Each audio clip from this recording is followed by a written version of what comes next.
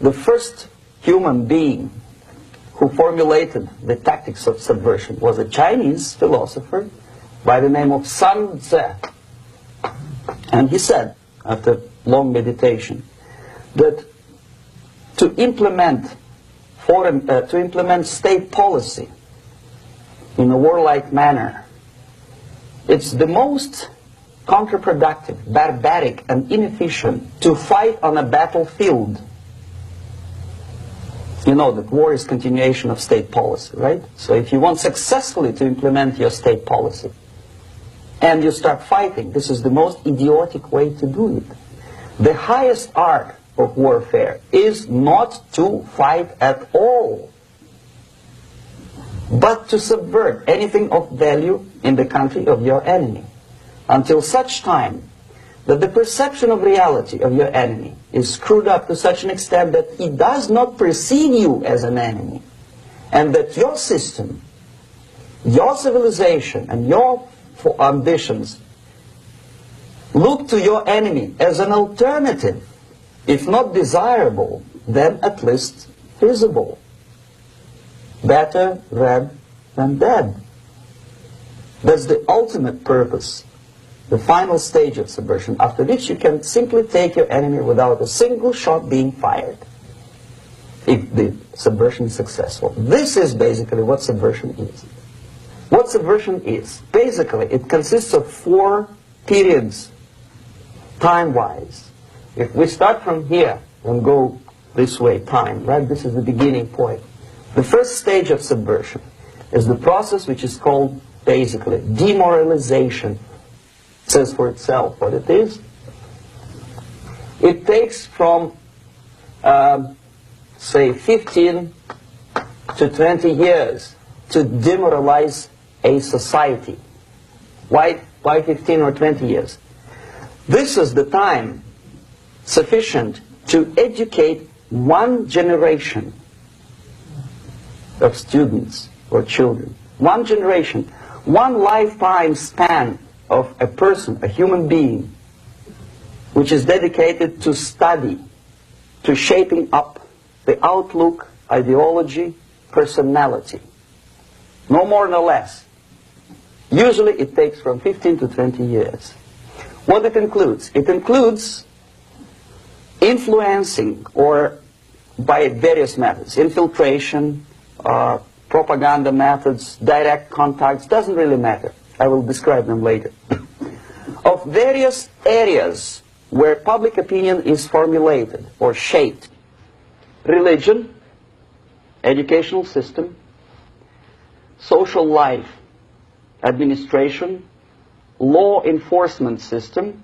Sometimes when I describe all the methods, students ask me question, are you sure this is the result of the Soviet influence? Not necessarily. You see, the tactic of subversion, about which I'm talking, is similar to the martial art, the Japanese martial art. If some of you are familiar with that tactic, probably you will remember that if an enemy is bigger and heavier than yourself, it would be very painful to resist his direct strike.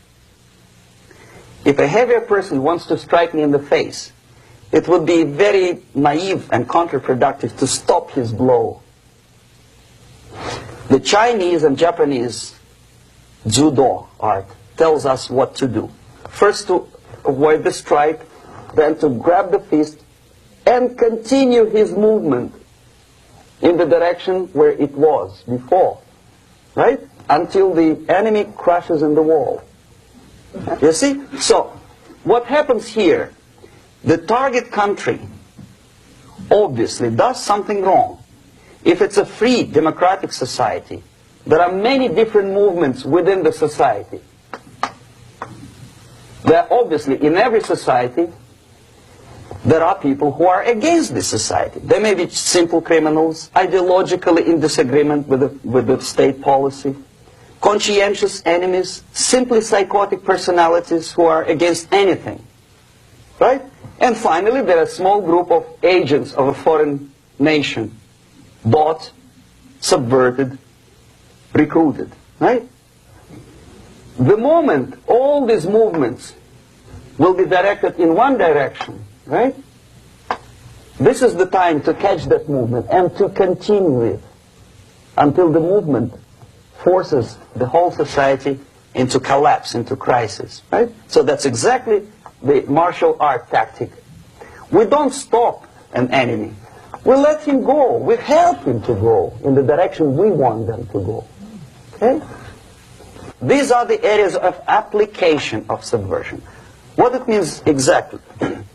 In case of religion, destroy it, ridicule it, replace it with various sects, cults, which bring people's attention, faith, whether it is naive, primitive, doesn't really matter. As long as the basically accepted religious dogma is being slowly eroded and taken away from the supreme purpose of religion, to keep people in touch with the supreme being, that serves the purpose. Therefore, replace it, accepted, respected religious organizations with fake organizations. Distract people's attention from the real faith and attract them to various different faiths. Education. Distract them from learning something which is constructive, pragmatic, efficient. Instead of mathematics, physics, foreign languages, chemistry, teach them history of urban warfare, natural food, home economy, your sexuality, anything, as long as it takes you away, okay? Social life. Replace traditionally established institutions and organizations with fake organizations. Take away the initiative from people. Take away the responsibility from naturally established links between individuals, group of individuals, and society at large, and replace them with artificially, bureaucratically controlled bodies. Instead of social life and friendship between neighbors, establish social workers institutions. People who are on payroll of whom? Society? No. Bureaucracy. Power structure. Okay. The natural bodies of administration, which are traditionally either elected by people at large or appointed by elected leaders of society, are being actively substituted by artificial bodies. The bodies of people, groups of people, whom nobody elected. Never. As a matter of fact, most of the people don't like them at all, and yet they exist. One of such group is media. Who elected them?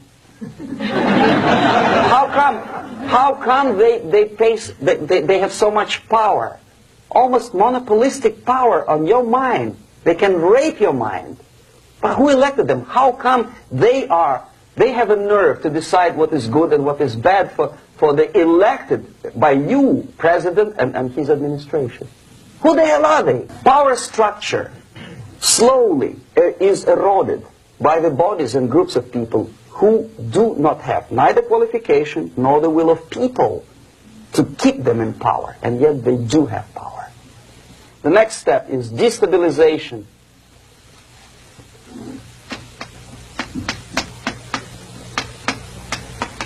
Again, this word says for itself what it is. To destabilize all the relations, all the accepted institutions and organizations in a country of your enemy. How you do it? You don't have to send a battalion of KGB agents to blow up bridges. No. You let them do it themselves. Here it's radicalization. On the stage of destabilization, we cannot come to compromise even within a family. The husband and wife couldn't figure out which is better. Husband wants his kids to eat at the table, and wife wants a child to roam around the room and drop food all over the floor. They cannot come to compromise unless they start a fight. It's impossible to reach a compromise, constructive compromise between neighbors. This stabilization process usually leads directly to the process of crisis. In case of developing nations, that's the area where I was active. The process starts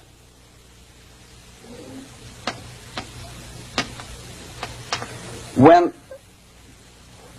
the legitimate bodies of power, the social structure collapse, it cannot function anymore.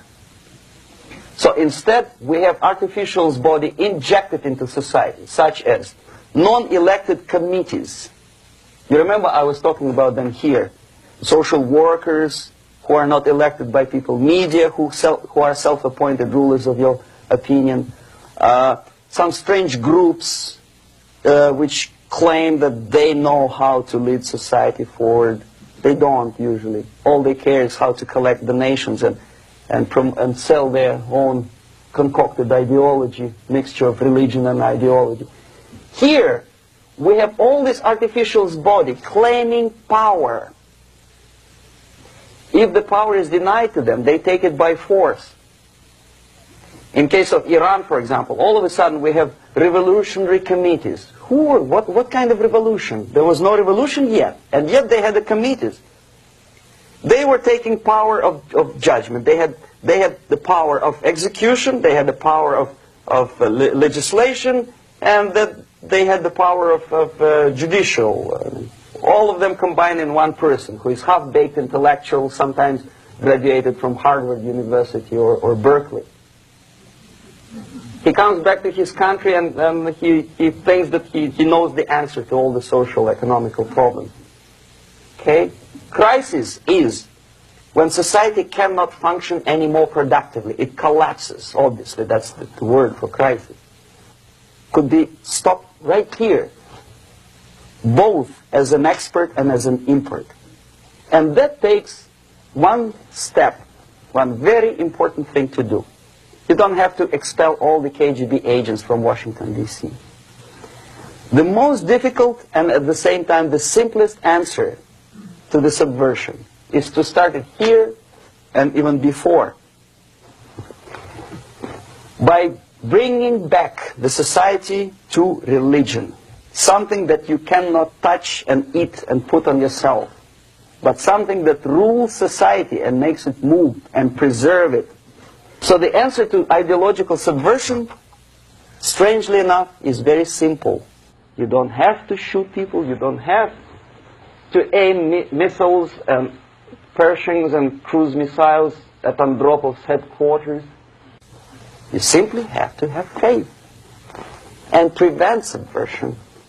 In other words, not to be a victim of subversion. Don't try to be a person who in judo is trying to smash your enemy and being caught by your hand. Don't strike like that. Strike with the power of your spirit and moral superiority. If you don't have that power, it's high time to develop it. And that's the only answer.